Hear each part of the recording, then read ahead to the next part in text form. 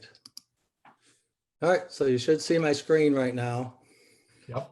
All right, so Jay asked me to do this, said it was gonna be the first in-person meeting coming back, but obviously it was gonna be a Zoom meeting, but this works just as well as a Zoom meeting. So, and it's nice for all you people that are audio only, you're still safe yet.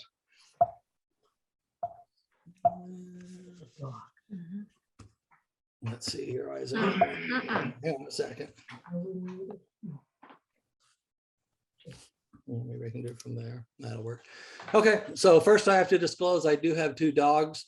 So if the doorbell rings or they see a squirrel or something, you may hear some barking. So, but hopefully I wore them out by the during the day. So hopefully they'll be good and we won't be bothered by them. So this is a fireworks photography program that I put together. I kind of gotten into taking fireworks the last couple of years. So I do have to do this disclaimer though, you know, I am not an expert by any means. I am an amateur photographer here. So this is basically how I take them, prep for them, process fireworks. There are certainly other opinions, there may be other ways to do them, but it's just the way that I do it. So all the images are taken by me except the artwork that you see. So the agenda for this program is we're going to talk about equipment and settings. Then we're going to talk about some extra things to think about when you're taking fireworks photographs. Then we'll talk about my history of taking fireworks, how I got started with it. And then we'll discover what, in a lot of the photos, we're going to be talking about what I look for in composition and what my settings are when I'm taking them, how we're dealing with that. And then at the end, we'll process the photo even. So first, talking about equipment. Usually you want a camera with manual mode. You have much more control by having the manual mode in it. So it's better having some form of a camera with manual mode. Does not mean you can't use a point and shoot and get a good photo, but for the way I take photos, you definitely would want the manual. Generally, you're going to use a wide angle lens. Usually fireworks are big, you're usually fairly close to them. So you want to get as much fireworks in there as you can. So generally you're looking at using the wide angle lens at that end of it. Zoom's lenses are nice because they give you more flexibility. Sometimes, you know, you may be taking it and you're like, oh, I'm further away than I thought. And you wanted, you know, so you could zoom in or out that way. So just more the flexibility is what makes the zoom nice. Again, a prime lens, if it's at the wide end, you're probably going to be fine though. A tripod is a must. You have to use a tripod. You know, I'm using, I mean, most of my fireworks photos, I mean, 2 seconds would be short. You know, some have been up to, you know, 30 seconds even. So you definitely are going to need a tripod for this. The remote shutter release is good. As most people know, when I take landscape photos, I almost always use the 2-second timer. I rarely use the remote shutter release. But when it comes to fireworks photos, I want that remote shutter release because I'm timing everything. So that is how I'm controlling the amount of time the exposure is. And it also allows me, when I see that firework going up, then I can start it right away so that I'm getting the fireworks in there versus saying, oh, there it goes. And now I put a 2-second delay on it. And you want that also because when you're on that tripod, you don't want any shake from touching the camera. And so that's kind of why you're using that also with that. So the settings, usually you're looking at, you're on a tripod, so you don't want vibration reduction. You want your noise reduction off. You're going to do most of your noise correction in post-processing because you don't want to have to sit there. You know, if you took a 20-second photo, you don't want it to sit there for 20 seconds while it does the noise reduction during the dark frame, because then you're missing more fireworks at that point. Generally, you want your flash off unless you're doing some type of, you know, maybe a photo of a person in it or something like that. You're going to use manual focus. You're in a dark setting. So if you don't have manual focus, many times it's going to be, you know, going in and out, searching for that focus if you're not doing the manual focus on it. So you want to do that. White balance, I usually just do it in auto. You know, because I do take my photos in RAW, I can easily adjust that in Lightroom. So for white balance, I just do the auto. You want to do bulb mode with everything being manual again.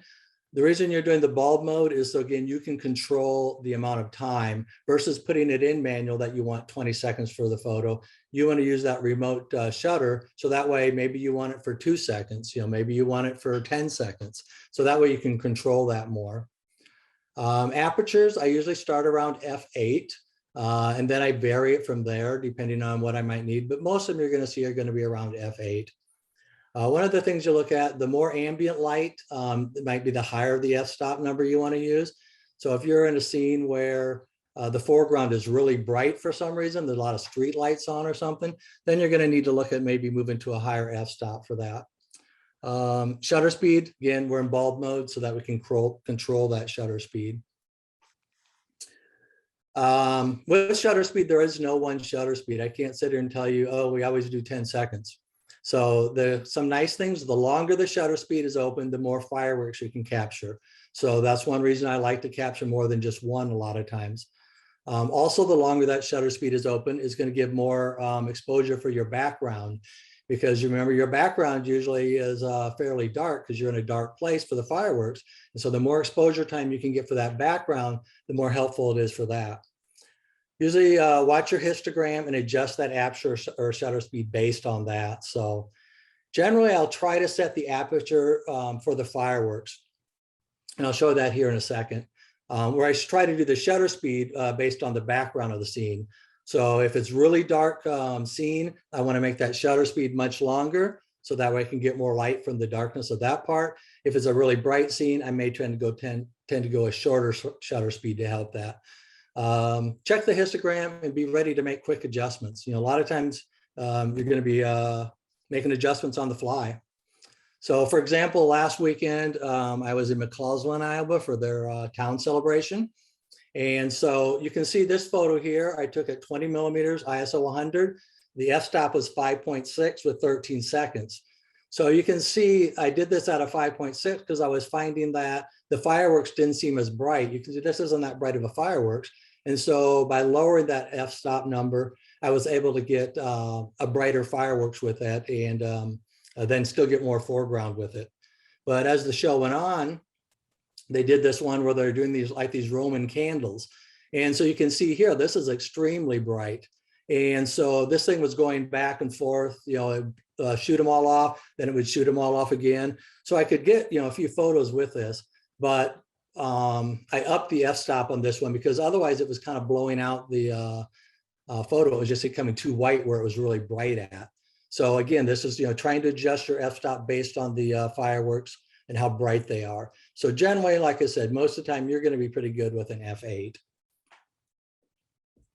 I do edit. Yes. Quick question. Sure. You release your shutter the instant the fireworks is shot off? Yes. Yeah, I will. The minute I see the fireworks going up, that's when I'll turn on my shutter. I'll press the shutter button and then hold it based on that, on how long I want to go from there.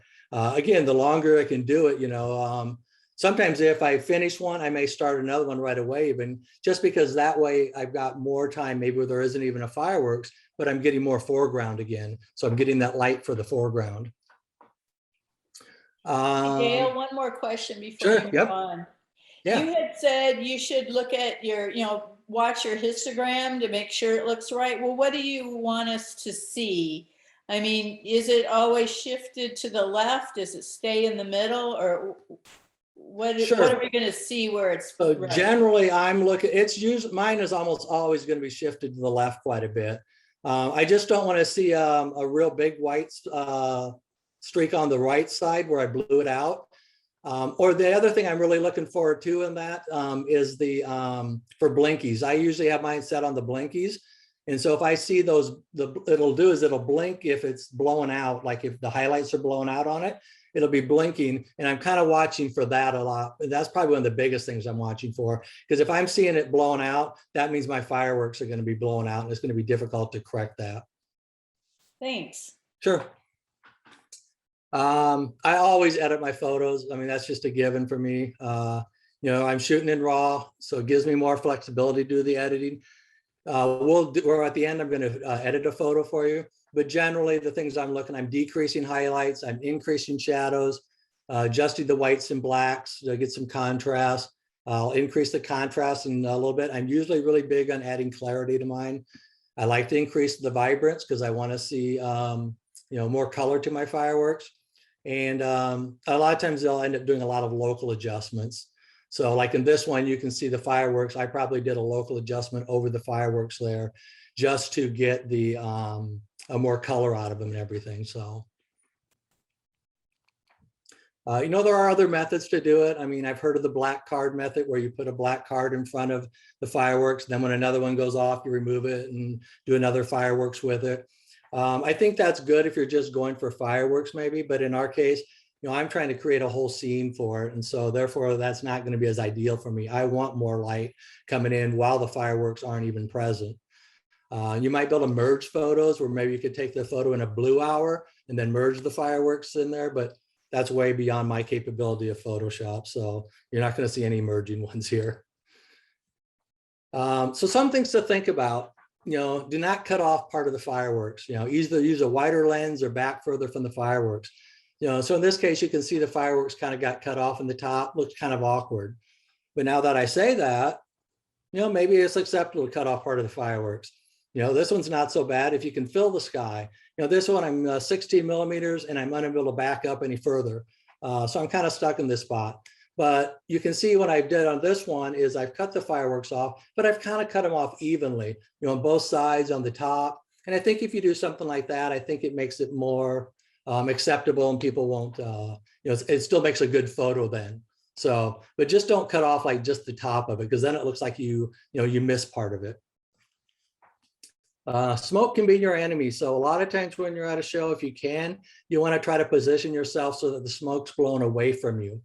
In this one, they did a whole bunch of fireworks right at the right in the middle of the whole fireworks show even, and it just got smoke everywhere. And it wasn't very windy that day, so you can see how the smoke is just sitting there. And you're going to see in some of my other fireworks photos that the smoke actually added some coolness to it. So sometimes it can be okay. I think the biggest difference in this one was the smoke's actually in front of the fireworks, and so you're losing part of it. And I think that takes away from it then. The end of the show can be really difficult. Overexposure is common, and this is what I'm talking about. So when you see that histogram, that whole middle part of that fireworks is going to be blinking black at you saying, hey, this is highlights are overexposed, it's too much. These can be really difficult to shoot. So one thing I've been starting to do when that end of that show comes, remember I said you want to adjust it for your fireworks. So I'll adjust it to an F22. And so that way, you know, it's the brightness isn't as big of a problem with it. And I might only be doing an exposure of 1 or 2 seconds just to be able to get that. But if you try to process this photo, that middle part's just going to be a gray, ugly looking color there. So it just makes it really difficult to process them, you know, if you overexpose them like that. And it's really easy to do. So what do I feel makes a good fireworks photo? Well, a couple things I like is I like giving your fireworks a sense of place and adding depth to the image versus just a firework. You know, I think, you know, on these 2 photos, you can see the one's got a fireworks, which is really cool. Don't get me wrong, they're cool. I like them, but I like having a sense of place to mine. I feel like it just adds more 3D dimension to the photo, and people just feel like they were there more and they got to experience it more that way. I like to add more than just one fireworks. Sometimes I can get one really big one that I think is really cool, but you know, other times you'll get one going up and it's just really small. And at times, even if I put my shutter speed and one goes up, and I'm like, that's just really small. It's an ugly looking, maybe it was one of those, you know, happy smile ones, and it just isn't going to fit with the great fireworks. I'll stop the shutter right there and just go for the next one. You know, so sometimes you're going to get those type that you're just going to throw out because you know it's not going to make a good fireworks photo for you. You want to show up early to your location. You know, you can show up and just take fireworks photos, but I'm always showing up early because I want to identify where the fireworks are going to be launched from. And then that decides where I'm going to take my photos at. And so I think that's really important because if you're trying to create a scene or a place for it, a lot of times you'll have to walk around and check and see what you can find for the best view for that. If you're just going to take pictures of fireworks, probably not as critical. So I'm looking for features that'll add interest to the scene and feel like you're there again versus just watching the fireworks there. And the other cool thing is a lot of times you can take pictures before that. So all these pictures were taken before I took the fireworks even. It's kind of cool, the one up on the top, you know, they were shooting, some kids were just shooting off fireworks. And so I got some of those even. So just some cool things like that. You can get pictures before you even do it. You get a cool sunset like down on the lower right sometimes. So it just depends on what happens, what's going on. So I'm going to talk about how I got into fireworks. So first I have to tell you about how I got started with photography. So I started with my start in Alaska in 2014. So someone just said they went to Alaska. If you haven't been to Alaska for the Northern Lights, I highly recommend it. I mean, they are so amazing. So I went to Alaska for the Northern Lights, and I went with an astronomy group. I had no interest in photography at that time, but we knew we had to get there a day early for the photography, for the astronomy group tour. And I knew I could go to Alaska and never see the Northern Lights because there's no guarantee they're going to come out. So I said, we got to go out every night. So the first night, or the first day we were going to be there was before the tour started. And so I looked up online and I found this guy that said he'll take you out how to do fireworks photos, or to a Northern Lights photo. So I thought, oh, that'd be kind of cool. So I looked at it, so I signed up for it and got all the information. I'm like, oh, great. So I had to take my camera from work. I borrowed my neighbor's tripod and I rented a lens in Alaska at the camera store there. You know, obviously I had no idea. So we went out and he taught us how to do the Northern Lights photos, and I got hooked on photography because it was so cool, so different. It's that long shutter speed, you know, versus just taking a quick picture. And I think that's what I enjoyed most about it. And that's why I think I like the fireworks photos so much. So my next opportunity to take fireworks photos was actually take fireworks photos after I got into photography was going to be that next 4th of July in 2014. We'd gone to Alaska to see my wife's high school classmate. And so that week I was there, I went and hiked Quandary Peak, which is the 14er. So I went to the top of Quandary Peak, but we went ahead and we were at their place to do fireworks photos. So this is the July 4th celebration 2014 in Parker, Colorado. And you can see I got this amazing photography fireworks photo, right? I think not. So let's look at what I did. I mean, I took Northern Lights photos. I thought, I know how to do fireworks photos, right? It's dark out. So we didn't even go down to the show. We took them from their house, which I'm on a wobbly deck. So my tripod, if I even had one at that point, wasn't very steady. We're at 117 millimeters versus a wide angle. I did an ISO of 1600 versus 100.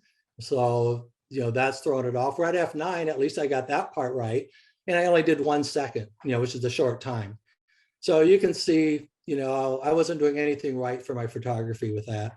So what does a good photographer do? Well, you go and study up and figure out, how can I make this photo better? What did I do wrong? So watch YouTube videos, read articles and everything.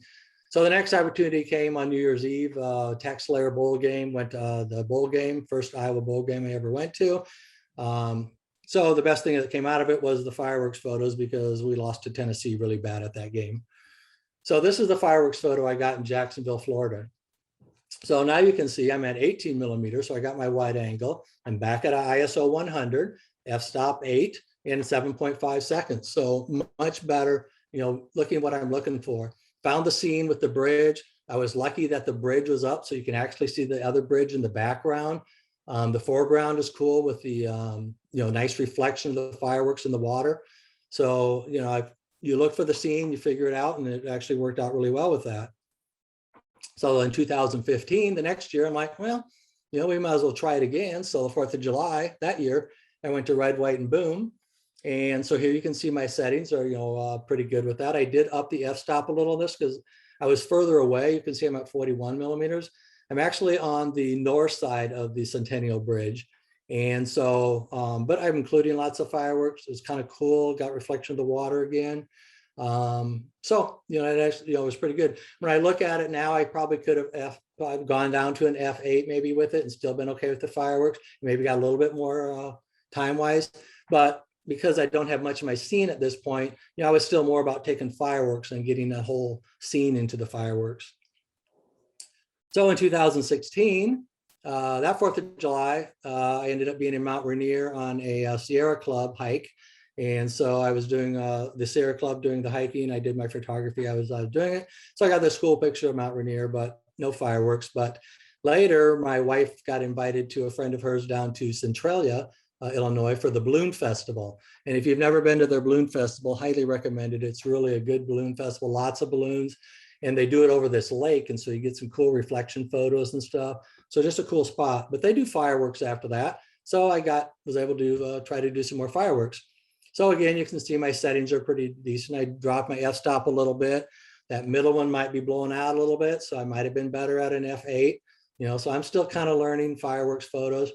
I walked around and tried to find a scene, and I just couldn't find anything. So I decided just to include the people in it looking up at the fireworks. So and that seemed to work okay. It was a nice photo that way. Nothing iconic or anything like that, but just kind of unique. So then the next year, 2017 comes. And so we go back July 4th, where I can do fireworks again. It's 4th of July. So I did the red, white, and boom. And same thing, I'm, similar now. I'm just kind of high on my f-stop, so I'm still kind of learning with it. I just have the bridge, so I don't really have anything exciting, as far as extra foreground to it.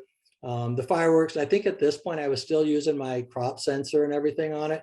And so that's why, it might be a little further away. So I'm including the fireworks, and you can see I cut off the edges, but I think again, it's okay because I kind of cut them off evenly. So it seems to work with that photo.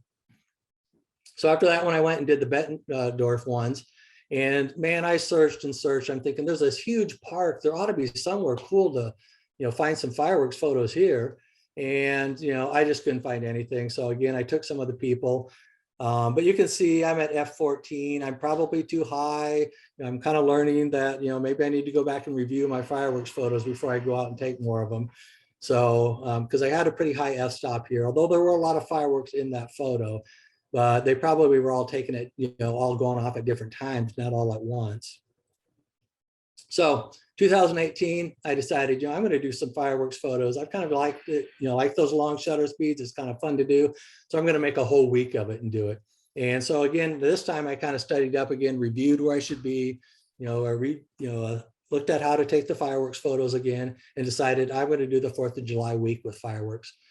So this time I started in Colona. Colona is a nice one to do because the thing with Colona ones is they're really slow at putting them up. Where some places, they're just going off left and right.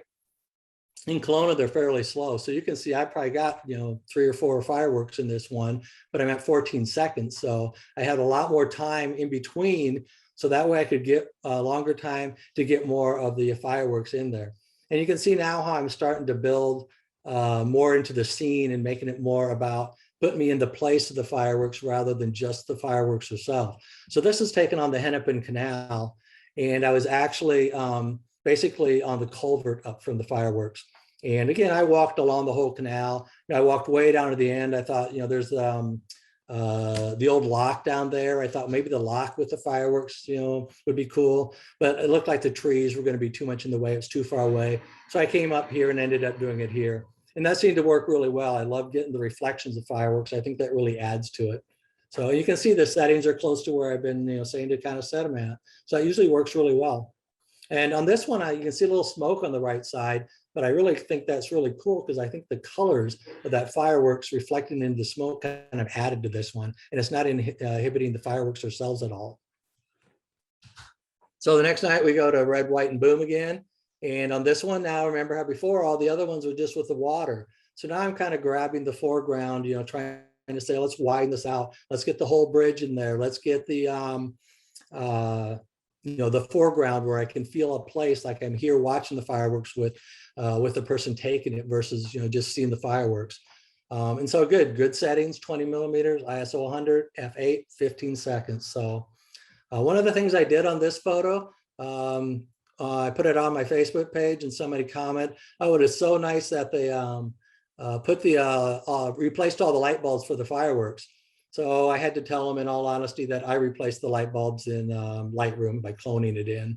So something to keep in mind, just that little touch added that much to this photo by just cloning those lights that were burnt out on that photo. Just added a little bit more to it even. So then I went to Prophetstown, same settings, all looking pretty good. And Prophetstown, it's really in this park and there's really nowhere else to go, but it's really nice because everyone's kind of sitting back from the river. It's on the Rock River and everybody's sitting back a little bit. So you can go right up to the river's edge and do the photos. And so I found this dead log there. And so I just really thought that was a really cool one. Again, smoke everywhere on this one, but the fireworks are all above the smoke and they're reflecting off onto the smoke itself with the light. And so I think this again really adds to this one. So, a lot of people are like, oh, that was just Photoshopped. But again, it was just standing there. I waited for the fireworks to go up, pushed it. I saw one really good one. And what I'll do a lot of times is, okay, so I saw that blue one go straight up. Then I saw another fireworks go off to the right.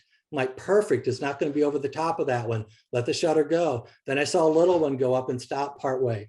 So, you're kind of watching where they're going to, and you want to see that a lot of times where one goes to the right, one goes to the left, one goes straight up, that type of stuff. So, that's what you're kind of watching when you're timing where they're going. Because if you put 3 or 4 right on top of each other, then it's going to burn them out. Your highlights aren't going to be good. But each fireworks by themselves is like a separate photo, just merged together. So I said, well, that was kind of fun doing that for the week. So we're going to do 2019. We're going to do fireworks for the year. So I started out in June and found this town celebration in Oldsby, Illinois. So I went there to do fireworks. And so now here you can see a little different. I did my f-stop at f16. And the reason I did that was not because my fireworks were so bright getting blown out, but the carnival going on around it. I thought it would be really cool to have the carnival rides in the fire as a place of where I was sitting at. And so the carnival ride was extremely bright. And so I had to do a higher f-stop number to try to get, so I wasn't blowing out the highlights of the lights on the actual merry-go-round here. So that's why I went to a higher f-stop on this one. And so, but again, kind of cool, something different, the carnival rides. You're always looking for something different to make every photo different and stand out and unique. So fireworks week, well, of course, we got to go back to the Hennepin Canal. So, here, the fireworks are okay. Again, those 23 seconds. Colona's fireworks are slow. You can get lots of time to help with that light in it. I kind of missed, I thought I would like this better with the reflection. But on the previous one, and you'll see on the last one, it had that moss or that algae on the canal. Apparently there had been a lot of rain before this one and it washed all that away. So I got much more reflection, but I kind of like that algae on it. I thought that added an extra look to the whole scene. So, or you kind of just lose it on this one. So I'd been to Red, White, and Boom numerous times. So I said, I'm going to do East Moline this time. And East Moline had just put up the Hyatt. So I thought, well, maybe I could get one with the new Hyatt. It's really colorful. Then the fireworks with that. So I did that, and it was kind of cool because this car ran through the scene. And so I had the lights of the car going through it. And then the couple down on the lower left are actually people I know. They're in my Kiwanis club. And they were just the sweetest couple, and they were just there holding hands. Even though I didn't ask them to do that, they were there holding hands. And so I thought that really kind of added to the photo, making it kind of unique and kind of cool. So, and in each one, I'm showing you the settings, and most of the time you can see the settings are fairly close to what we've been talking about. So a lot of times look at the photo and look at where we're, what are we trying to put into the scene besides it? So you can start to see, when I'm starting to do fireworks, I'm trying to build a scene. The fireworks almost become secondary to what else is going on in my scene. So I went back to Prophetstown, and this is the one I got there with it. The log had long gone and been washed away by a flood somewhere. So here we got rocks in the scene. So it's kind of like a little leading line back to the fireworks with these rocks in it. And again, just adds a sense of being there, adds a little more dimension to the fireworks, by feeling the photos a little more 3D that way. Then I went to Iowa City for there. And my whole idea was I'm going to get the old Capitol building with the fireworks. That would be a really cool, that building with fireworks. You'd feel real patriotic type thing with it. Well, I get there, and the Jazz Festival is going on that weekend. At the same weekend they do their fireworks, they have a jazz festival. So there's huge white tent stage in front of the old Capitol. And I'm like, well, that's not the photo I want. So I looked around, tried to find something else, and I got up on this parking ramp and found this photo looking down on the Iowa Memorial Union, kind of an iconic building that's there. At least if you've gone to school there, you at least know that building. So I kind of went there and did that. And you can see here, I started out actually with a little bit wider lens, or a little bit less wide lens, more of a neutral lens. And I didn't realize how close I was. And my fireworks were really getting cut off. And so I said, I got to switch lenses. So I quickly switched out and put another lens on. And so therefore, then I wasn't cutting off the fireworks so much. Matter of fact, I don't think I was cutting them off at all. The problem that you run into, if you're going to include a building into it, remember your buildings are going to be, because you're in that wide lens, are going to all look tipped in, look weird that way. So if you want to upright the buildings, once you upright them, you're going to lose part of the photo. So in this photo, I actually did a wide angle and I had the whole fireworks, but when I uprighted the building to make it look more natural that way, I end up losing part of the photo. And so I cut off part of my fireworks this way. But again, I cut off a little on each side. Looks okay. I don't think that distracts from it that much by doing that. But keep that in mind. If you have something that is going to tip in a lot, like that, you may want to be uprighting it. So you may want extra space on the photo. So I went to Tugfest and took this one. At Tugfest, one of the things I did do there is I did light paint this. Generally, I don't light paint the photos just because you're around a lot of other people. If you're, shining a flashlight out under somewhere, people are going to be distracted and probably going to be upset about it. Where here, everybody else is clear on the other side of the road. I'm actually past the road, across the railroad tracks, right up on the river. So where I'm shining my light here is not going to bother anybody. And so this is the photo I got there. And it helped light painting. It just made it a little bit easier to brighten it some because it was extremely dark right there. There was actually no light whatsoever.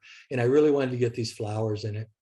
And you'll see a lot of times, depending on what I'm trying to do, I like put my fireworks photos vertically or portrait, just because I think they add height to your fireworks and makes it look more grander.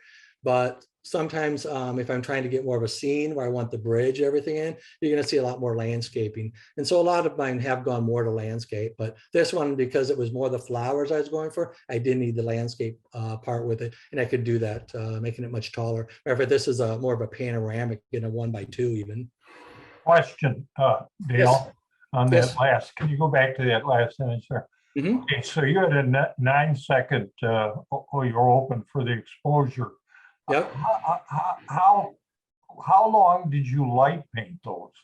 I mean, I think on this one, I think I light painted it the whole time because my flashlight was not very bright.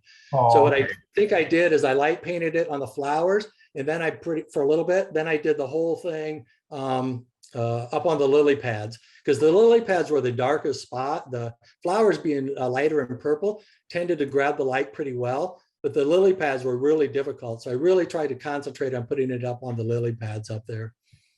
thank you. So one thing about light painting too is generally I like to do my light painting off to the side because I think it adds a little more depth of shadows to it.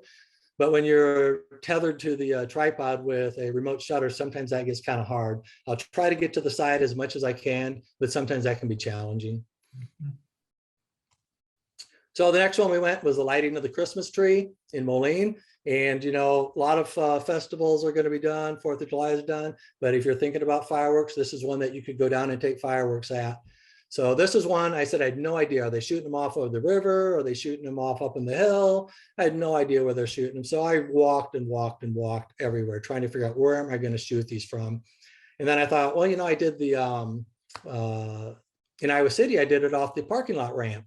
So I thought, well, maybe I'll do the parking lot ramp. So I went up in the parking lot ramp and they're like, hey, you can't be up here. And I'm like, oh, this is where they're shooting the fireworks off from. So now that I know, it makes it much easier to decide where to go. So you can see the clock tower in the background. That's the parking ramp is just to the right and below that. And so now I'm like, okay, let's get the lighted Christmas tree. We know where the fireworks are going. And, if a few people watching and stuff. So it just made much cooler scene knowing where it was. Where if I had been like, thinking it was on the river and on the other side, maybe, one of the buildings, I'd have just gotten fireworks and stuff, maybe not as nice looking. It really helps you a lot if you know where the fireworks are at. And again, on this one, notice we're at F16. These are pretty bright fireworks. The Christmas tree is bright. My whole scene is brighter. So usually, I sort of had to go to a higher f-stop number. And do realize that when I do all this way too, almost all of these photos are going to be dark, that I have to bring up the shadows a lot. Sometimes I have to bring the exposure a lot to be able to create the whole scene and see everything in it. So another one we went to is the Grand Illusion in Williamsburg. If anyone's been to Williamsburg, it's kind of a cool spot. Well, we took a Rhodes Scholar trip there. and we went to what's called the Grand Illusion. And they would do a grand illusion is what they would do in the 1700s, like maybe a new governor was coming in, or some type of a new king, whatever, something they would celebrate, and they would celebrate with fireworks, and they called it the Grand Illusion. So it's either the first or the second week in December in Williamsburg, they do a Grand Illusion. And so if you've ever been to Williamsburg, one, it's very cool. Second, the Grand Illusion is even cooler. And then the Road Scholar, I always like to put a plug in for them. They have great trips. If you've never done a Road Scholar, ask me about them sometime, and I would be more than happy to talk to you, but they are awesome. The one thing about their fireworks, though, is everything is authentic in Williamsburg. I mean, down to the clothes, the buttons, everything is authentic. Well, the fireworks at that time, remember, did not have a lot of color, probably. They were much more bland. Color into fireworks came much later. So you can see here that most of these are white, and so they're going to tend to be brighter and stuff. And luckily, I had a pretty bright foreground. Everything was lit up well, so I didn't need as much time for it. So that really helped a lot with these. They shoot them off in 3 different spots, and this one, you have to get there early because it's packed with people. And so, I mean, I got early so that I could get right up front and I could get this building in there that I wanted to get with it. So this is actually the government house, the house where the government would meet and stuff. So 2020 came, and we all know what happened in 2020. So no fireworks, everything's canceled. So my limit came down to doing Hampton Woods neighborhood. So this is my neighborhood fireworks. So again, kind of cool, kind of fun with it. So the street lights were pretty bright and stuff, so kind of a little bit higher f-stop. But they were shooting them all slow. It's a neighborhood fireworks. You got plenty of time in between. So a little higher, kind of I like the starburst I got with it. I kind of framed the fireworks in the trees. We're in Hampton Woods, so we're in the woods. So I use the trees as kind of a framing. We do the Optimus program where we put flags up in the neighborhood. So I got the flags in it, patriotic. So just kind of all the things you're looking for just to try to make the scene unique. So even though there weren't any fireworks, I was still able to find something. The other thing I did that year then was alternative of fireworks. Lots of Milky Way shots. Remember, Neowise Comet was out. And those are great ways to go out if you want to isolate yourself from people and not have to worry about it. So obviously that's another whole lecture on those. So 2011 comes, and so now I'm just going to do fireworks for fun. So I went to Rhythm City Casino, was having their 5th anniversary celebration. I thought, I'm going to go down, get the casino sign with the fireworks, all kind of cool. I get down there, there's about 10 other photographers there. And I'm like, I don't want to have to try to work around everybody and all that. So I said, I'll just find another spot. So I drove out, found this field, and just kind of got it over the field. You can see the casino and in the background with all the lights and stuff.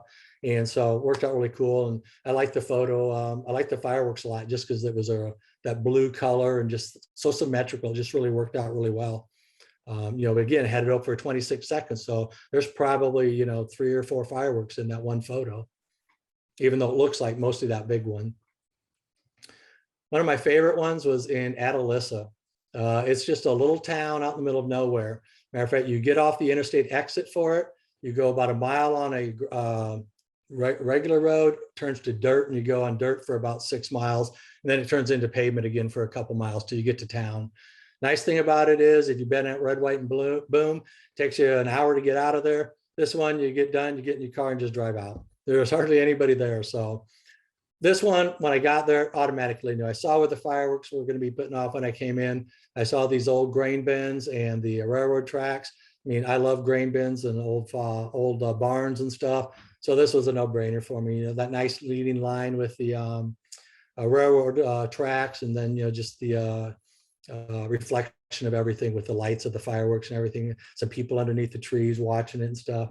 Just really like that one. That was a great place to do photos. So keep that one in mind if you're ever looking for one that's really cool. Went back to the canal. And this year I decided, as I said, I'm trying to open up more and more and say, I'm looking more for the scene. Remember, my other ones were all much more condensed. So I'm trying to make it more about the scene, and, the fireworks almost become a secondary player. So that's what I did in this one. And again, now you can start seeing again, you have the algae on it again. So I think that just adds extra to it. I kind of highlighted the sides a little bit. So you kind of get the canal involved, the tree on the sideline with it. So just kind of unique. So, and the colors are always different with everything. So you can see towards the top how the reflection of the fireworks is making the algae almost look kind of reddish, where down on the lower right, you can see how green it is because it's not catching the light of the fireworks. So everything just, is unique with each one, and each shot's different. But you can see my style is I'm trying to make more a scene of the fireworks and less about the fireworks themselves. Went back to Red, White, and Boom, did that one. I kind of thought this was kind of cool because on the left, you can see some fireworks from Bettendorf. Then you see Red, White, and Boom. And then under the bridge on the lower right, you can actually see East Moline fireworks. So this one was a little bit harder kind of getting it because I like being a little closer, but there were lots of people down there. The river's really low, it was this year. And with the river being so low, there's so much more ground exposed that there are tons of people out on this spot that I go. Normally, there's hardly anybody there, and I can get much closer to the fireworks themselves. Another one I went was to Comanche Days. This one I looked around for quite a while, really didn't find much, but it was up at the school, and I thought, well, I like the flag with that. So I took a picture of their, I think it's their junior high school there. And a couple of things with it is all the people that are on the other side watching the fireworks, because that's where they would be putting off. So there's a park down there, and they were being put off down there. So I decided I was going to get this one. So I got the flag, which is cool because it was a little windy, so you could see it. And I like the wind then was blowing the smoke right with the flag, blew it right through all that, looked kind of cool. And then on the bottom, you can see some guy came walking through with his cell phone. And so you can actually see the blue of his cell phone lit up going through the lower part. So not an iconic building or anything cool, but I just think the uniqueness, it's a more modern looking building. So just kind of added something, but my main part was the flag. One thing I might've tried different now when I looked at it later was I might've gotten closer and shined up and just tried to get the flag and the fireworks together, not even the building. That might've even been a cooler shot with it. So I went to Hoover's Hometown Days in West Branch, and got this one there. It was hard to find much, but they actually had this playground. It was all blocked off so nobody could go out on the playground equipment. So I thought, oh, that'll be kind of cool. And this one actually ended up being kind of cool because it looked like it's raining fireworks down on the playground then. So again, I just kind of liked it. It added an extra scene to it, an extra look to it. Some people call this one my Mickey Mouse one because it looks like it's got ears on it. Settings are all similar. You can see how I've kind of gotten more standard now with my settings. So I went to Rock Island County Fair and did one there. And this one, you can really tell, it was bright because I'm at the fairgrounds. So we're back up to the F-18 to get, to help with the fact that the fairground lights were all bright and everything and would have been blown out. But this one, you can really see how the fireworks almost become secondary. It's that Ferris wheel. And what I kind of wanted in it was the people. And so I like all the feet. I really tried to, when I did this one, I processed it so that I lightened up the feet more. So you can actually see like the yellow shoe going through there and the feet. It's like all these people walking through this mystery of what was happening there. So just kind of a different look to it. And that's the cool thing if you do something like this, if they're all watching it, they're all going to stay fairly still. But if you're in a spot like this, these guys are all riding, playing games and stuff. They're not caring about the fireworks. So you get all these people walking through your photo. And with a 9 seconds there, you're going to get some blurriness with it. And that makes that, I think, kind of a different look and kind of unique with it. Sometimes people will ask, why don't you do it like when the Ferris wheel was going? And I have some with the Ferris wheel going too. But I think when you start adding too much motion, I got the motion of the people, I got the motion of the fireworks going up, it just adds a little bit too much. So I kind of like it better without the motion of the Ferris wheel going. Went back to Port Byron, same thing, light painted this one. This one, I got a little bit more. Remember, the other one was much more vertical. This one I did more horizontal. And so you can kind of see again how that looks with just trying to get more of the scene. I was able to get more light painted. I had a brighter light on this one.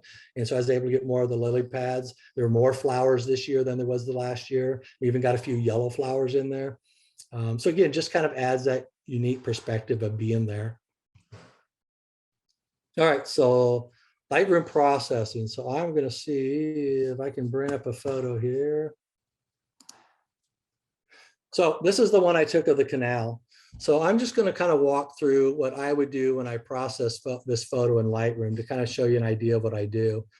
So one of the things that I would do, and this one was Hey, at, Dale, yeah, go ahead. we're not seeing your Lightroom screen. We're still seeing your slideshow. Let's see, sharing is paused. Bring your sharing window to the front. Let me escape and see if that'll work. Did that help?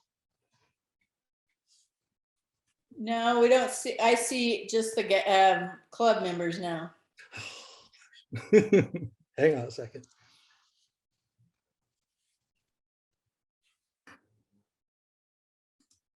You may have to share again, That's why I'm wondering if I'm going to have to do that. right? And then find your Lightroom. Hang on a second here then. Yeah, I've got just club members up. Okay, let's do.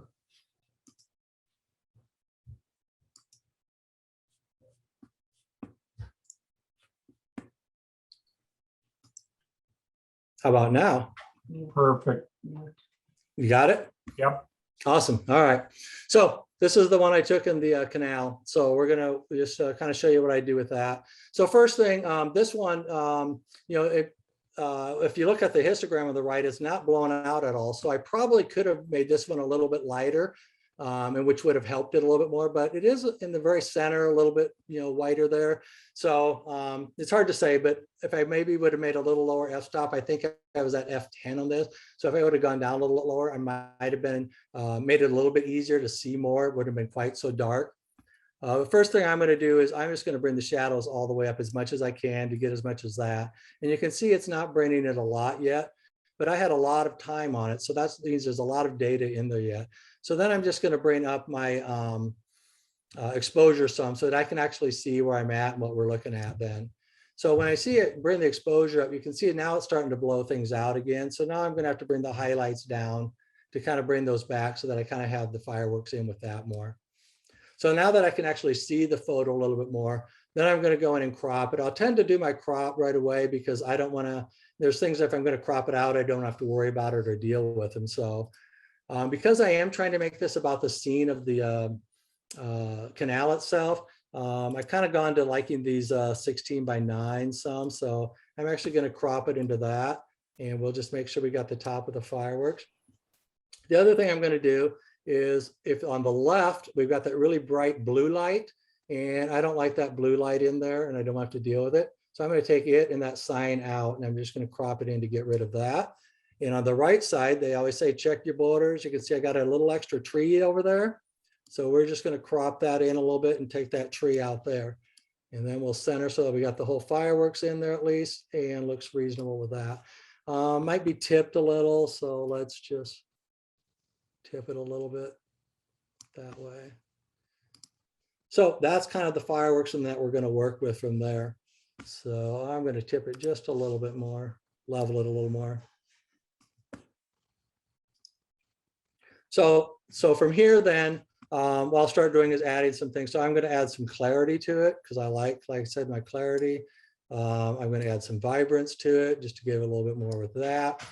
And I might bring my exposure down just a little bit more. So then I've got what I kind of like with that, but now I'm going to start doing some more local stuff. So a lot of times I'll use the radial filter, and I'm going to put one right over the top of my fireworks here, because I want to bring the highlights down on those a little bit more so that they get a little more color. I'm not sure I like the greenish color that it's kind of given. So I'm actually going to change the temperature to a little bit bluer just to add a little more color. And I'm going to actually bring the pink up a little bit. So you can kind of adjust your, you know, your fireworks to a little more colorful if you need. So maybe add a little more saturation to them, and maybe even just a little more clarity to make them, you know, pop out a little bit. So that's kind of my fireworks part. So then the next thing I want to do is I want your eye to be drawn to that center. So we're going to do a new one. And so we're going to make one right over the center of the canal here.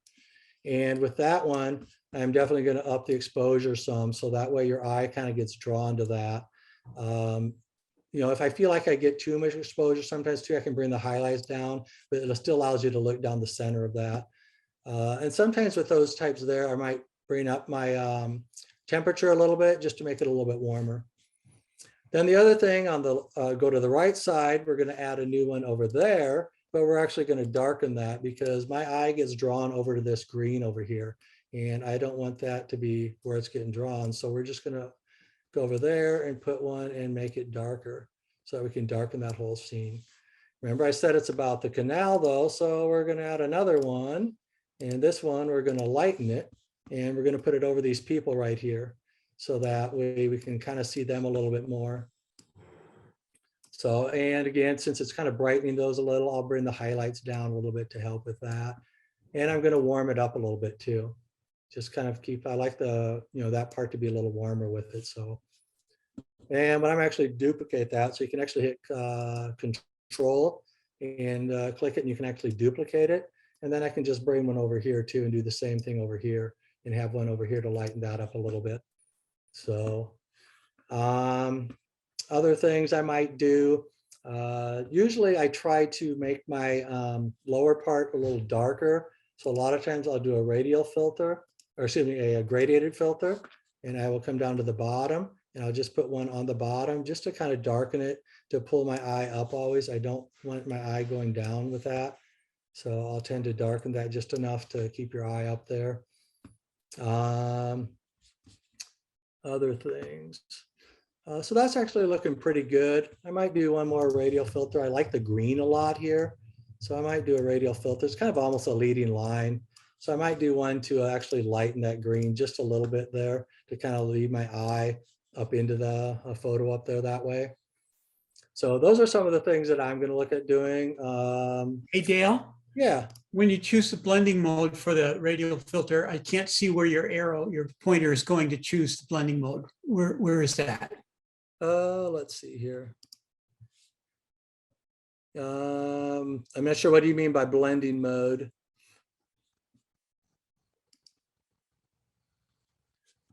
What did you mean by blending mode? It says effect above temperature. It says dodge parens lighten. Yeah. Oh, okay. Yeah, I'm just grabbing like a dodge lighten or dodge darken or So- either lighten or burn darken. I usually just do those two and then I start from there with it. Yeah, but I just didn't see where you went. So you put your pointer over effect and then. Yes, I'm sorry. Yeah, so I put my photo just next to effect. It's got dodge lighten there. I can just click on that. And then I can Nice. change it to burn or lighten. And really, you don't have to do that. You can just, start from a fresh one and, just click, you can double click effect and it'll make everything equal. And then you can adjust it from there. But I just like that when I go to it, it says darken or lighten up there. I'm just kind of anal about that, I guess. So Thank being you. a type A person, I guess that's my part with that. But yeah, so you could, but that's where I'm doing that at. And so you could do, I said you could double click effect and then just adjust your exposure, everything else from there with it. So, yep, good question. Then the other thing I will do is I will go in and usually I'll do remove the chromatic aberration. Sometimes I'll do the enable profile, but since I already kind of adjusted, I probably won't do that right now, but usually I'll do that right at the beginning. And then I'll do detail. And what I'll usually do for detail is I do a masking first. And so again, if you hold down. Dale, we can't hear you right now. Oh, I'm sorry. Can you hear me now?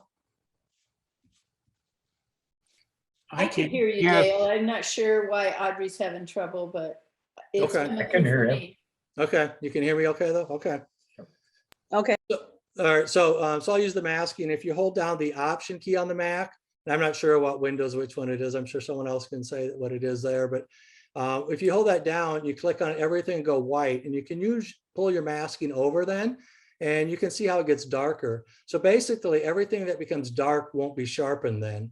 So basically what I don't want my sky sharpened, and I don't even mind some of that water because this is such a dark photo that there's going to be a lot of noise in it. So I'll pull it over fairly far even to try to get as much noise out of that as I can. So then we go from there. Then what I'll do is, so I'll pick my sharpening. It's usually set at 40. I might go up a little bit more, maybe up to 50 to 60 with it. But what I'll do is take the luminance then. And somebody once said, I don't remember what lecturer or person it was, but they said a lot of times they'll do it where they make the sharpening and the luminance both equal 100. So a lot of times I've done that and it seems to work really well. So if I got this at 58, now I'll take this up, say to 42. And so then you can see how that takes a lot of the noise out of the photo then. It just really helps the photo that way. So otherwise it was, because it was a fairly dark photo, it was getting pretty noisy there. So that's kind of the things I would do with this photo to help it. You know, I might go in and do a few more tweaks, but it kind of gives you an idea of what we're, you know, what I'm looking at with my photos and stuff. So, all right. So I don't know if, we'll see if it goes back to the PowerPoint or not with it or.